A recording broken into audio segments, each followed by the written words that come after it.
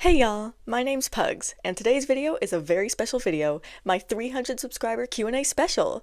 I asked y'all for questions, and my goodness, you guys delivered. I got a whole lot more questions than I expected, but hey, I'm not complaining. So thank you to everyone who submitted a question, or more than one, as many of y'all did. So how this is going to work is pretty self-explanatory, but I'll still say it anyway. I'm going to go through y'all's questions and answer them, and because I had a vision of doing this, in the background of this video is going to be me playing a crossword puzzle. Why? Well, I had originally thought of doing this video as me answering questions while playing the crossword puzzle, but I decided that would not be quite feasible for a few reasons, so I recorded my answers to the questions separately, but I still wanted to leave y'all with a visual stimulus, so now me playing crossword puzzles is going to be the background of this video. In terms of question order, I'm going to start first with the questions that more than one of y'all asked, and then I'll go in order of platform. I've got so many questions to answer, so let's get started. So like I said, I want to start with some questions that more than one of y'all asked me, and the first one of those that I see is, what's your favorite color? This was asked by LostKM5BH and That One Pumpkin, both on YouTube. Oh, this is such a sweet one to get us started. My favorite color's yellow. Thanks for asking. The next repeated question comes from YouTube commenters StardustRose010 and LostKM5BH, who both asked, what is your favorite video game/video game series? Ooh, great question. So I'm actually not a big video game person. I haven't played very many, but I did really enjoy playing Battle for Bikini Bottom Rehydrated, also Truth or Square, the DS version, and I do have a soft spot for Minecraft. Both Big Smoker, a user on SpongeBuddyMania, and RandomLad.0737, a YouTube commenter, asked, what are my favorite movies and movie genres? I swear to God, knowing my favorite movie is the hardest thing in the world. I'll start with my favorite movie genre. So, I love action movies a lot, especially action thrillers, which makes sense because thrillers and mysteries are my other favorite genres. But anyway, so my favorite movies mostly fall into this genre because I love the Mission Impossible movies, particularly Mission Impossible Fallout. I also really like the John Wick and Equalizer movies, especially John Wick 3 and Equalizer 2. And then some other movies I really love are Now You See Me, Gone Girl, and all of the SpongeBob SquarePants movies, of course. Thanks for the question, you two. And then, lastly, a few of y'all asked me about why I started making my reviews. I wanted to read each question individually since they were all worded pretty different, but I'll answer them all at the same time. So, Not SpongeBob Master on SpongeBuddyMania asked, who inspired you to make content? And then LostKM5BH on YouTube asked, what got you into reviewing episodes of your favorite cartoon of all time? And then lastly, RandomLad.0737 asked, after uploading the masterpiece Bikini Bottom/Sand Mountain theme from Battle for Bikini Bottom piano arrangement, what gave you the idea to make SpongeBob reviews in video form? So yeah, these are all basically asking the same question as to why I started making these reviews, and why I made them like this, and I guess if I'm going to answer, I might as well share the whole story, so sit down because this is going to take a second. So let me start by talking about why I even started the initial project of reviewing the show on SpongeBuddyMania. So some important context y'all should know is that on SpongeBuddyMania we've got episode discussion forums and season discussion forums, and a very common thing we do on that site is rate all the episodes of a season in those season discussion forums. And so I've done that twice, first in 2018 and then a second time in January of 2022. I rated all the completed seasons of the show that were out at those times. The reason I point this out is because these ratings are what guided a lot of my initial reviews, mostly during the first 3 seasons. So a couple of years ago, on November 1st, 2022, I was sitting in my Introduction to Social Psychology course, bored, and I don't remember every thought that went through my head, but some way, somehow, this ended up with me writing out an entire review to the first episode of the show, Help Wanted, and the review was just so long and detailed, but it was so fun to write. And then I wrote one to Reef Blower, and then I wrote one to Tea at the Tree Dome, and then from there I started wondering, what if I made this a little side project to get some of my creative energy out? So that's what it started as, a little challenge to myself, a little way to get me to do something fun. And since I started at the beginning of the month, I challenged myself to finish all of season 1 in 1 month. And then I got to season 2, where I ended up having to review basically half of the season in 4 days because of procrastination. So when I got to season 3 in January, that's when I'd say the reviews became an entire real project, one I made time for and committed to. I had a schedule, I had a plan, and by the middle of season 4, I was rewatching episodes and taking notes so I could review them properly. What kept me writing the reviews was because I liked to do it. It was fun, and I love to talk about SpongeBob, so there was really no downside other than self-imposed stress to reach a deadline. Now, for the second part of this question, why did I start making videos? Well, there were a couple reasons. Firstly, I'd always had this idea that I wanted a YouTube channel. It's been a thing for over a decade. But what really got me to take the leap was actually a comment from someone else in my real life. So back during that year of college, in fall 2022, I was a research assistant in a lab. And we were having our last lab meeting of the semester, and we were talking about things we had accomplished that semester and all that. And I have no idea what made me do this, since I don't usually admit to such things in my real life, but I had said that I had written long, detailed reviews for every episode of Season 1 of SpongeBob SquarePants, because at this point it was December. And then, in the midst of all the questions I got about that, someone commented that I could probably get TikTok famous if I just recorded myself and put the reviews on TikTok. Now, immediately I was like, hell no, because I was never going to get TikTok, much less purposely try to get famous on it, and I stand by that. I don't want TikTok fame. I don't even want YouTube fame. But anyway, although I had dismissed that comment, it kind of stuck with me since, like I said earlier, I've always wanted a YouTube channel, and so in early January, while I was at home for winter break, I kind of just did it. I copy and pasted my reviews in a Google Doc, added some more bullet points to flesh out the reviews, and then I waited for a time when I'd be alone and I just sat in my bed and I talked about SpongeBob for nearly half an hour. And that was my first video review. And just like with the written reviews, it just kind of became a new project of mine and I stuck to it. So that's kind of the story. Thanks for asking, you guys. I've never actually said the whole story out loud like this before, so it's weird to see how much I still remember and how much I don't. Alright, so now that I've gone through every question that more than one of y'all had asked, I'm now going to answer all the individual questions.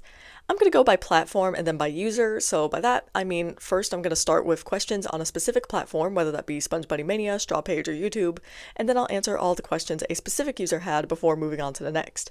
I'm going to start with the questions I got from the peeps on SpongeBuddyMania, since that is a website near and dear to my heart.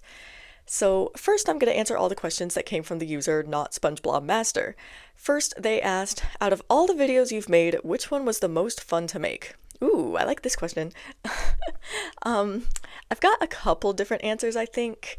Making the review to Party Pooper Pants was really fun. I really felt like I was cooking when I was writing the script, and also making the visuals for that one was just really enjoyable. I also cracked myself up a lot when I was making the video for The Algae's Always Greener and SpongeGuard on Duty, since I had that Stephen A meme at the beginning of it. This is also probably cliche, but like, my very first review was just so much fun because of how raw it was. I didn't have the kind of script I do now, which means those were pure, unfiltered thoughts. And then figuring out all the ways to make that video happen was so fun. I mean, that video was the foundation for all of my reviews. I remember sitting there making my graphics, having a lot of fun. Not SpongeBob Master also asked, what do you recommend for young SpongeBob reviews, or I guess reviewers probably, for what to do and what not to do? Oh god, do y'all view me as a veteran reviewer? This is too much authority. Okay, but to be serious, I have very little in the way of recommendations. Seriously, just do what you want. It's your review. There's no precedent or anything like that.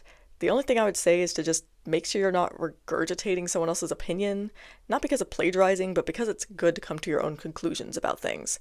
Thanks for the questions, Not SpongeBob Master.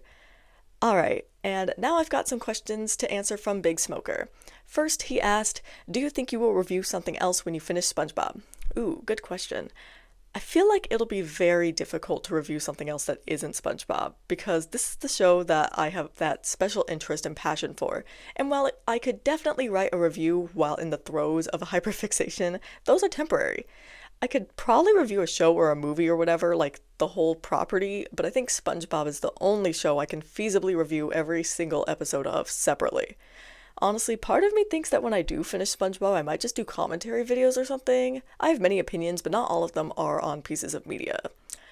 Big Smoker also asked, do you plan to play the new Dragon Ball game, DragonBall Sparkling Zero? Man, now why'd you have to remind me about this? Listen, I want to play that game, even though I'm ass at fighting games and still haven't finished Dragon Ball FighterZ's story mode, but I can't. I don't have a platform I can play it on, so I guess the answer is going to have to be no, because there's no way for me to play it. It's a bummer. Let's see. Would you say you are a person who is more into classic and old stuff, music, games, shows, movies, or more into modern stuff? Oh, modern stuff, absolutely. Now, there are things I do appreciate from, say, before the 2000s, but I like a lot more stuff from the modern era. Most of the music I listen to is probably from the 2020s. I saw someone else asked about music, so I won't get into that just yet. Games, I guess technically most of the games I enjoy were invented a long ass time ago, considering I like crossword puzzles, Sudoku, solitaire, poker, etc. And then with shows and movies, I definitely watch newer stuff. And then Big Smoker's last question was, what is your favorite Tom and Jerry episode, if you have any? Well, I'm glad you added that qualifier at the end because I do not have a favorite Tom and Jerry episode because I don't really watch Tom and Jerry. Obviously, I've seen it before, but not enough to even be able to point to individual episodes, so unfortunately, I've got no answer for you here. Thanks for the questions, Big Smoker. Alrighty, so that's all the questions I got on SpongeBob Mania, so now I'm gonna go over and see if I got any questions on my straw page. It looks like I just got one question, and obviously this asker is anonymous, so Anonymous asked, what are your thoughts on non-canon crossovers with SpongeBob like the Nicktoons Unite games? Personally, I love them. SpongeBob's interactions with other Nicktoons are always so sweet and funny. With a little smiley face. I love the smiley face. Okay, but Anonymous, you've just opened up a can of worms, my friend. So, I've never played the Nicktoons Unite games, but when I was younger, during the mid 2010s, I was on Tumblr, right? And so I was seeing all of the Nicktoons Unite fan art and I loved it. Seeing Jimmy, Timmy, Danny, and SpongeBob be friends made me extremely happy, and still does because to my shock, a couple years ago, the Nicktoons Unite fandom revived? So basically, to answer your question, Anonymous, I find these non-canon crossovers to be very wholesome because they provide so many opportunities for SpongeBob and co. to be friends with even more people. Thinking of other crossovers, I haven't played the Nicktoons Brawl game or whatever it's called, but back in the day when the Nickelodeon website actually had games on it, I was all over playing Super Brawl. Now that was some good shit. Or the Nicktoons racing game, Block Party, those were straight fire. Okay, so now, last but not least, I'm going to answer all the questions I received through YouTube, and I received a lot. So thanks, y'all. This is exactly what I wanted. All right, let me take a look at these. Stardust Rose 010 asked, what is your favorite genre of music? Oh yes, I love this question. I love talking about the music I like, so thank you Stardust Rose 010. Please allow me to gush a bit about the genres and bands and artists that I like. Okay, so I'm actually a huge metal fan, and remember how I was answering Big Smoker's question and I was saying I'm more a fan of modern things rather than classic? Yeah, that for sure applies here. I don't really listen to old metal at all, just not my jam. New stuff though, man, I'm all over that. I'm also really into hardcore and punk and trap metal, and for me, I go out of my way to listen to bands that have black members, have indigenous members, have women in them, because in general, metal is perceived to be something done and enjoyed by white men, which is completely wrong, and also punk is supposed to be political, but that's a whole other topic. But anyway, so I want to talk a bit about some artists that I adore. So, in the metal scene, I really love Baby Metal, Jesus Piece, Belushi Speedball, Maul, and Loathe. In the hardcore scene, I love Ballista and Here's CAZ. In the punk scene, I love Pink Shift and Proper and Matstagram and Destructo Disc. And as for trap metal, well, that's gotta be Scarlord. And then, while I'm here, another artist I adore is Jer. They do ska and ska punk stuff. They're so awesome. God, there are so many artists that I like, but I'll stop myself here because we will literally be here all day. If you're looking to get into the louder music of life, hit me up. I have so many suggestions of bands and artists that are frequently overlooked. Thanks for the question, Stardust Rose 010. I like your profile picture of Serafina, by the way. I used to read Unordinary a couple years ago, but I've fallen off hard. Next, I've got a couple questions from Lost KM5BH. So first he asked, what's your biggest hot take, SpongeBob related or not? Okay, so I know for a fact that I've got some real hot takes. My problem is that I can never remember what these are when I'm asked. I'm not going to give out my SpongeBob one since my reviews are full of those, so I'll focus on some real life hot takes. I feel like a lot of my food takes are hot takes, at least based on how others respond to them. So I think mayonnaise is disgusting. Same with ranch, that shit's nasty. I prefer to be hot rather than cold. I've been told that's a hot take. But no, but seriously, people have told me that's an unpopular opinion.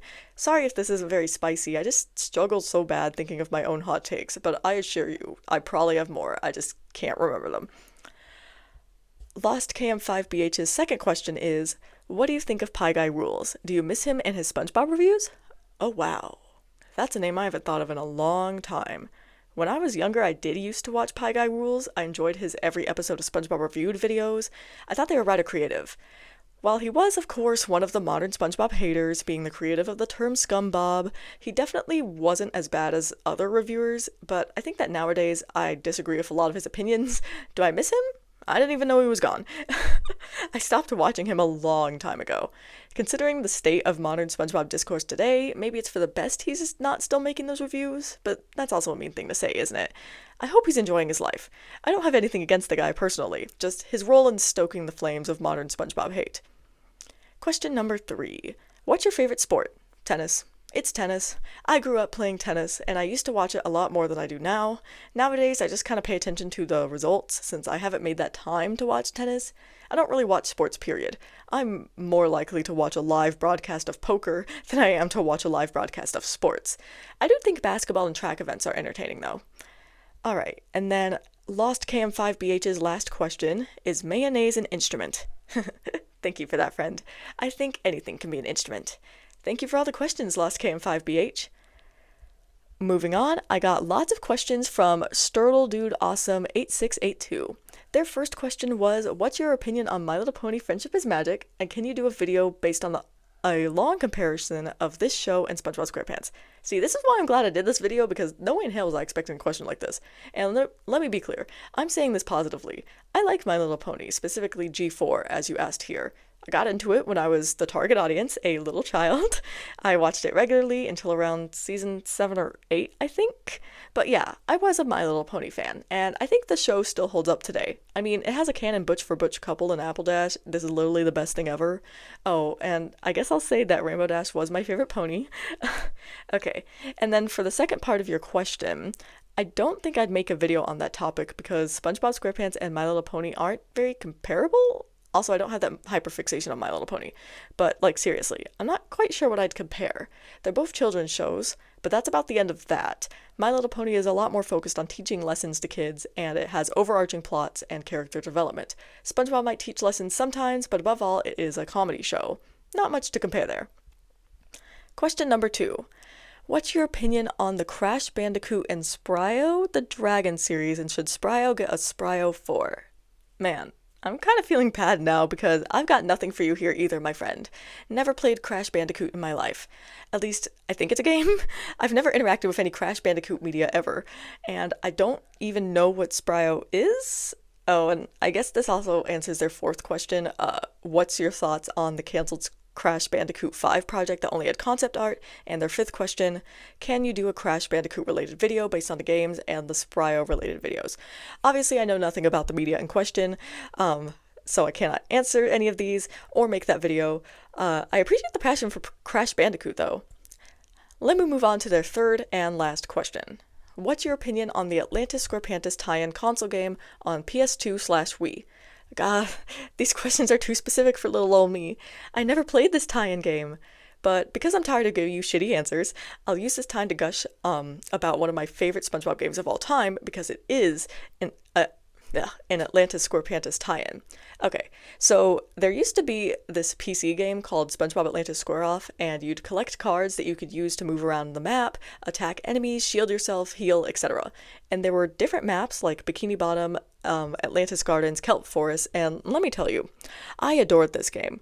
Loved it. And for many years after I switched to using Apple-based computers and not Windows, I thought it was lost to me. But last summer, I actually had the opportunity to play this game again by using a free trial of a Windows emulator. Man, it was so wonderful. I love that game so much.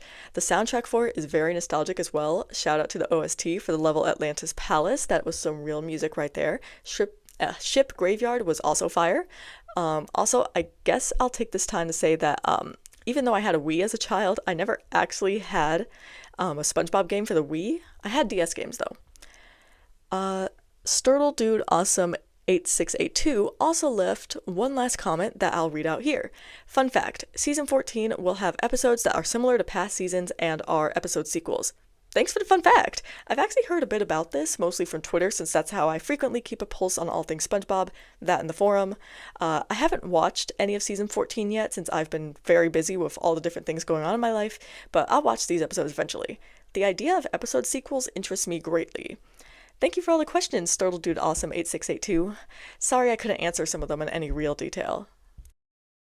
Next, I've got a couple of questions from Slow Dealer. First, they asked, what is your favorite running gag in SpongeBob? Ooh, that's a tough one, because there's so many options I can choose from and so many ways I could define running gag. Okay, I'll give a couple answers. So, in terms of running gags throughout the entire show, as in the gags you'd see on the SpongeBob wiki page for the show's running gags, my favorite is things randomly exploding. That's not on the list, but it counts to me. Also, that one little gag that started in season 9 with Squidward lying in the fetal position, I love that one too. And then in terms of my favorite running gags within an episode, well, there's always the gag of Mr. Krabs at the hospital in The Lost Mattress. That's definitely my favorite. Slow Dealer also asked, what's your opinion on the Dark Age of SpongeBob, seasons 6 through 9A? I take this to mean you're a bit impatient for me to get to that point. I'm joking.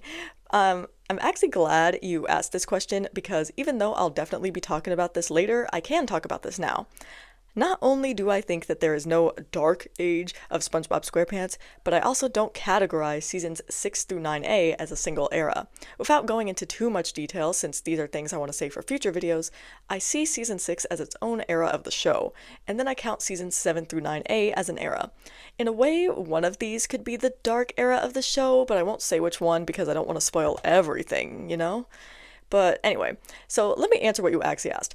And again, I don't want to get into too much detail about my thoughts on seasons 6, 7, 8, and 9A, since I will be covering those seasons eventually.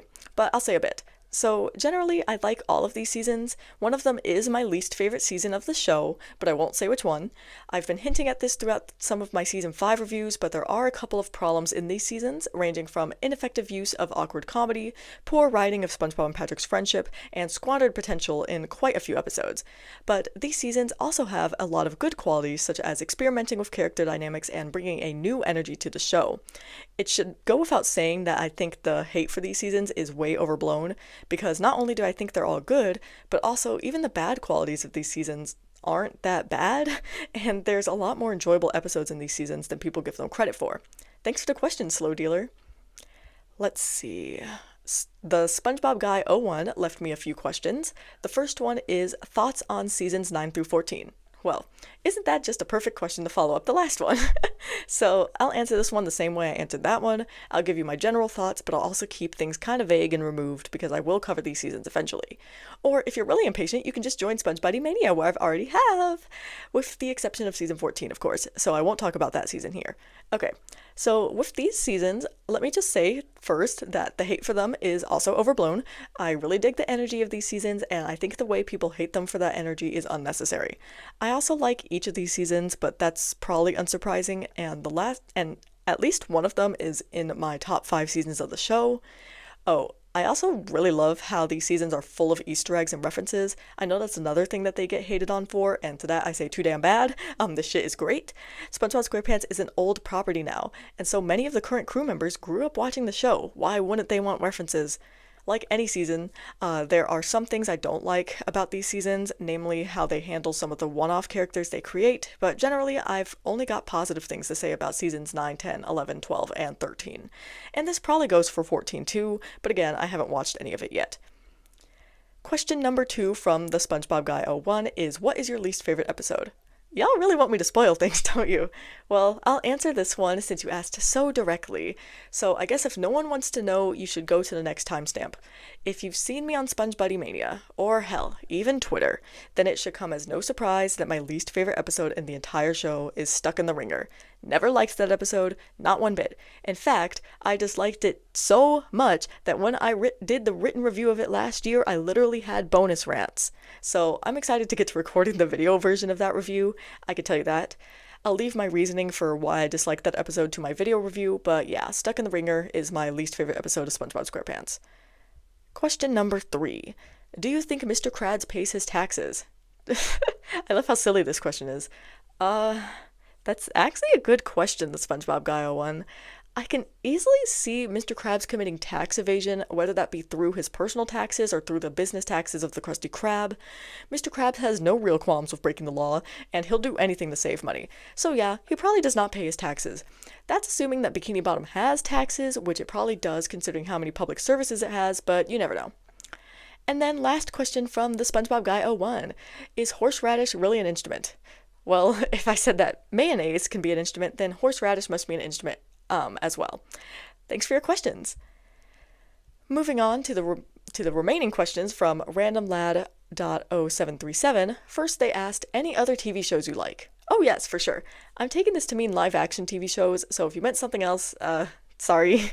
So I really like Bones and The Blacklist. Those are two of my favorite shows to watch. I've seen them both all the way through. I also really liked How to Get Away with Murder and to a lesser extent Scandal. Queen of the South was also a good show. Doctor Who is a classic. I've seen all the episodes from 2005 and beyond. I've seen lots of other things, but I'll just leave it with those few. I don't actually watch TV shows all that often, or movies. RandomLad.0737 also asked, what's your sexuality be? Oh wow. I wasn't actually expecting anyone to ask that. I just threw that out as a random example from the top of my head, probably because I had been thinking about my sexuality for something in my real life, but okay, I'm getting off topic. Let me answer your question. Oh, and it goes without saying that I'm not accepting commentary on my identity. You got questions? Take that up with Google. Okay, sorry, I'm stalling. I'm just so used to ignorant people. Okay, so I'm an asexual lesbian, and I'm pretty sure I'm somewhere on the aromantic spectrum as well. Still figuring that out, but I don't feel any urgency about it. So yes, I am queer. Though I think the fact that I use both she, her, and he, him pronouns should have given that away, although pronouns don't equal gender, so I suppose that's not necessarily the case. Thanks for the questions, randomlad.0737. Coincidentally, all the questions I have left are questions from individuals that only asked one question. Starfruit Glory asked, how have your opinions of SpongeBob changed since you viewed it as a child / as the early seasons were running? Ooh, great question. So this is something I've mentioned a lot in my reviews, that I grew up during the time when cartoon reviewers were really popular and all they had to say about SpongeBob past the first movie were negative things. More than anything else, even the show itself, this influenced how I felt about it, namely that I thought every season after season 3 was worse than the first 3 seasons. That didn't stop me from watching SpongeBob, and on some level, especially as I got a bit older, I was aware of the fact that I was kind of making myself not enjoy the show as much as I would have if I hadn't had that metaphorical person in my ear telling me it was bad. Like, I still remember this conversation I had with a kid at summer camp over a decade ago. I don't know how we got on this topic, but eventually he was starting to talk trash about modern SpongeBob, and I can remember making myself talk trash too. Like, I knew I didn't really believe what I was saying, but I wanted to say the things I knew he would agree with. And I feel like that describes a lot of how my opinions on SpongeBob developed throughout my childhood. It's only now that I'm an adult where I'm like, well, I'm an adult who's a huge fan of a children's cartoon, who am I even trying to impress anymore, that I've started to think differently. And one last thing before I move on, but I think the big wake-up call for me to fully shed the modern SpongeBob hating persona was when Hillenburg passed away and the spin-offs were announced shortly after. I'm ashamed to admit it, but I was one of the people who thought Nickelodeon was trampling all over a dead man's grave, that they were disrespecting Hillenburg. Eventually, I would learn that that was not the case at all, but that is how bad I was for a time. So yeah, I feel like, in a way, I've had a big evolution in my opinions on SpongeBob. But honestly, I feel like the core of my feelings are the same. I love this show, it makes me happy. Always has. Thanks for the question. SpongeBoy Ahoy 8531 asked, how long does the writing process for a review take? Ooh, yay, a behind-the-scenes question. I was hoping for one of those. I know this question is just about how long it takes to write a review, but if you'll allow me, I'm going to take you all through the whole process of me making a video and how long each step takes, so I'll still answer your question. And then maybe it'll give y'all an idea as to why my videos look the way they do. Alright, so first off, what y'all have to understand is that all of my reviews on this channel are video versions of the reviews I wrote on SpongeBob Mania. I mean, I feel like I've made that clear, but it's important for answering this question. When I review an episode, step 1 is that I go and copy and paste the written review into my script doc. From there, I go through and edit and or rewrite the script for the actual video review. When I have more energy, I usually opt for the full rewrite, but if not, I just edit it. I do this to make the script flow better for a video format and to add any other thoughts that I might have left out of the original review or had newly thought of. I try to add at least a few new thoughts in each video. And then I, of course, also have to write out the introduction and closing thoughts, so altogether I'd say each individual video can take roughly an hour to write the script of. I feel like it's longer than that since it usually takes me a few days to do the scripts for the new batch of reviews, but I've never really paid attention to the time, so we'll just say around an hour per video. And this depends heavily on how long the original review is, how passionately I feel about certain episodes, how long the episode is, so it really varies heavily. Once I've written the script, I make the visuals. It is for this reason why I've opted for a simpler video style for this Q&A, because if I had to make visuals and then do the editing, I might have wanted to blow myself up. Anyway, so making the visuals is a rather tedious process that also takes around an hour depending on how many pictures I'll be using, if my computer is cooperating, etc. And I say making visuals is tedious because it goes like this. First, I have to go to the SpongeBob wiki and save all the images I want from the episode, including the title card. I usually do an image per paragraph of the script. Nowadays, I usually make the visuals for 2 videos at a time. It didn't used to be like this, but I found this method to be faster. So I save all the images, and then I have to convert them to JPEG, because nothing is easy, but thankfully Apple computers have a very quick way to do that conversion. Then I go to my trusty Google Slides page, and I insert the pictures where they need to go. Then I download the entire Google Slides presentation as a PDF, and from there, is the most tedious part of this whole process. I have to drag every slide of the presentation out and make a new file, and then from there I have to go to each separate file and export them as JPEGs, because saving the whole presentation as a PDF and then doing that is the best way to conserve the quality of the images. I've streamlined this process now, so all of that takes about an hour tops. That is, unless I'm reviewing a special, in which case the visuals might take 30 minutes to an hour longer to make, because I have to find the right accessories for my Gary icon, fit them to the icon, and also find the background of the video, and all of that is usually a pain in the ass. A pain that is worth it though, because I love when my videos are themed. Next is recording the video. This could technically happen before I make the visuals, but I usually do it after, a holdout of the old way I used to do this. So in general, I'm sure a lot of you can tell, I record the reviews in one take. I split up the reviews into 4 or 3 or 5, depending on the episodes, segments, and I record each in one take, with little breaks in between for me to get water and all that. Sometimes, if I really cannot get the words out, I'll retake my recording, but in general, it's one take. And I record both videos that I had prepared in one sitting, so this process usually takes under an hour, since my videos are usually 15 or so minutes long. Now, second to last thing, the editing. So I use iMovie because I'm a cheap ass, and so I just put the visuals and audio together, and I just listen to the recording all the way through so I can make the pictures go up on the screen for as long as they need to be, and add all the fun transitions that I use. I also use this time to edit my script to match what I say when recording, since sometimes I go off script, or I just make an error in reading or whatever, and because I use my script as the subtitles for my videos, it's important that it's accurate. I typically edit both videos that I had recorded in one go, but editing one video takes about 30-ish minutes. Usually the whole thing takes me an hour, so that's the estimate I'll go with. Again, depends on a lot of factors. And then the last little bit, putting the videos on YouTube, because this is a step that also takes some time because of all the things I do. Once I've exported the edited video, I upload it to YouTube, and then of course I have to fill out the title, the description, and answer all the little questions YouTube asks. I also add an end screen and then schedule the video to be published when I need it to be published. Once the video has been fully uploaded to YouTube, I add the timestamps, meaning I have to watch the video briefly to get those timestamps, and then I add the subtitles, and then I schedule the community post to go out the day before the video does. So all of this together is probably 5 to 10 minutes or so. I don't know, very rough estimate. So to summarize this very long explanation that is literally taking up a page and a half of my script document right now, from start to finish, making one video takes about 2.5 to 3-ish hours or so. Since I do 2 at a time, I'll just say that the total for 2 videos at a time is about 4-ish hours, and all of that is spread over the course of 5 to 7 days, depending on how early I start writing a script. So on paper, not very time consuming, but it definitely is a commitment, which is why anyone who makes videos with even slightly more effort than me is certainly impressive. I can't even imagine getting actual video clips for my videos, no thank you. Thanks for the question, SpongeBoy Ahoy 8531. Consolidated asked, if you had to choose one episode from Season 5 that defines its essence, which episode would you pick and why?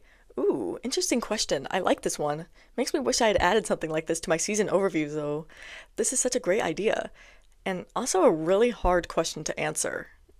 Honestly, my first thought was SpongeBob versus the Patty Gadget. It's set at the Krusty Krab and a rather experimental episode in multiple ways, which are two things that define season 5. Well, the Krusty Krab thing doesn't actually, but it was still a common location in season 5. The Krusty Sponge would be a meta pick for this question. It's really hard for me to pinpoint one episode as capturing all of the essence of season 5, since I'm thinking of the ways I describe season 5 and there isn't just one episode that encapsulates all of that. Kinda curious to see how y'all would answer this question. Thanks for the question, Consolidated. Next, I've got a question from Super SpongeBob fan 82812. What is your least favorite episode from the classic seasons of SpongeBob? Oh, that's an easy one. It's The Sponge Who Could Fly.